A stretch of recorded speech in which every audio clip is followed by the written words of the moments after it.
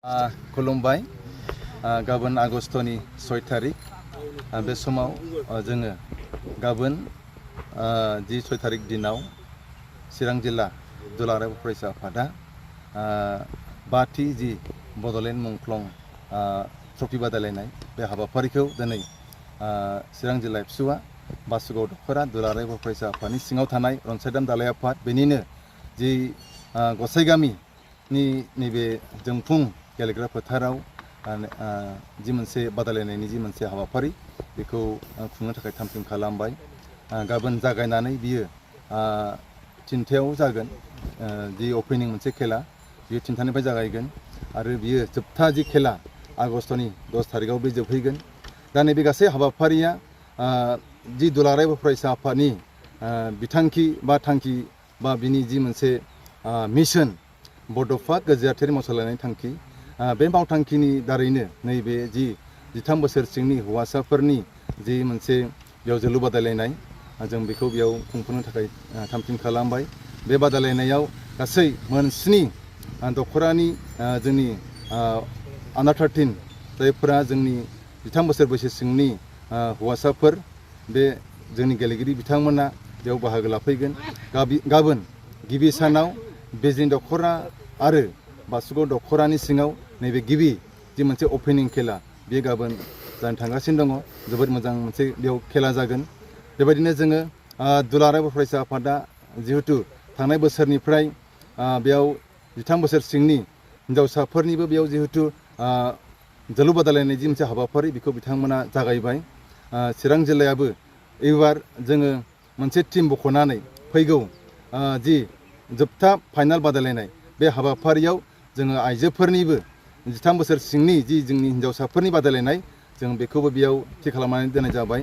बेखायनो नैबे जि मोनसे खुंजानो लानाय जि मोनसे जोलुर बादायलायनाय हाबाफारि बे जोंनि थाखाय जोबोद मोजां। जोंनि इयुन जोलैफोरनि थाखाय जिहेतु नोङो दिनै गोबां जोंनि फंबायमोना आरो बिनानावमोना दिनै जि मोनसे दिनै ड्राग्स बायदि गाज्रि मोनसे जि मोनसे फेग्रा मुवा बा गुबुन गुबुन ड्राग्स बे गाज्रि बेसादफोरजों बिथांमोना दिनैहाय बेस्थ' जानायखौ जों नुनो मोन्दों। बेखायनो जों बिथांमोनखौ मोजां लामा दिन्थिनाया जोंनि बिबान आरो बेनिनो दिनै जोलुर बादायलायनायजों बिथांमोननि देहाजों लोगोसे बिथांमोननि फरायनाय आरो बिथांमोननि केरियारखौ नोजोर होनानै जोङो दिनै दुलाराय बर' फरायसा आफादनि थांखि बायदियै चिरां जिल्ला दुलाराय बर' फरायसा आफादाबो नैबे 13 बोसोर बैसो सिंनि जि मोनसे जोलुर बादायलायनाय बे मावथांखिजों जोङो दिनै बेखौ खुंनो लाहार फाहार खालामबाय।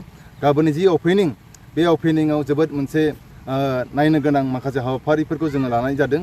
बेयाव ड्रामा बा नोङो बेयावहाय स्ट्रिट प्ले बायदि बेयाव श' खालामनाय जागोन।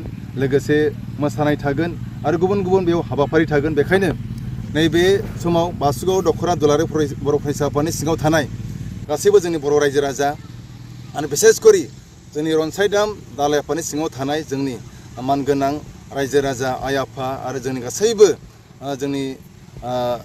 जोंनि जिखिनि इयुन जोलैफोर जों बयखौबो खावलायगोन जाहाथे गाजा गोमजायै नुजाफैनानै जोंनि जिखिनि गेलेगिरिफोर दङ बिथांमोनखौ मदद खालामगोन, इनकारेजमेन्ट खालामगोन जाहाथे बिथांमोना इयुन जिबनाव जाहाथे गेलेनायजों गावनि मोनसे जि केरियार बे केरियारखौ बिथांमोना इमप्रुभ खालामनो हागोन आरो मोनसे स्किलखौ बिथांमोना बेयाव बारायनो हागोन।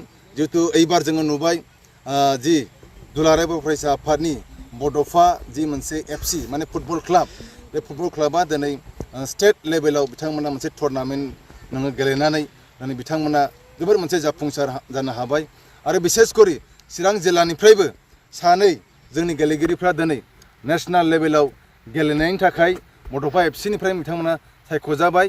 बे जोंनि थाखाय जोबोद मोनसे गोजोनथाव खौरां। दा बेखायनो नैबे जिखिनि जोंनि गेलेगिरिफ्रा गाबोननिफ्राय गेलेजेनगोन बे गेलेनाय बिथांमोननिफ्रायनो जोङो मोनसे डिस्ट्रिक्टनि मोनसे टीमा बिथांमोननिफ्राय फैगोन आरो बिथांमोनानो आरोबाव जोंनि दुलाराय बर' फरायसा आफादा सेन्ट्रेलै खुंगोन बेयाव बाहागो लाहैगोन आरो बिथांमोनानो बड'फा FCआवबो जायफोरा साबसिन गेलेनायखौ दिन्थिनो हागोन बिथांमोना बड'फा FCआव बिथांमोना नाम थिसनजागोन बा सायख'जागोन।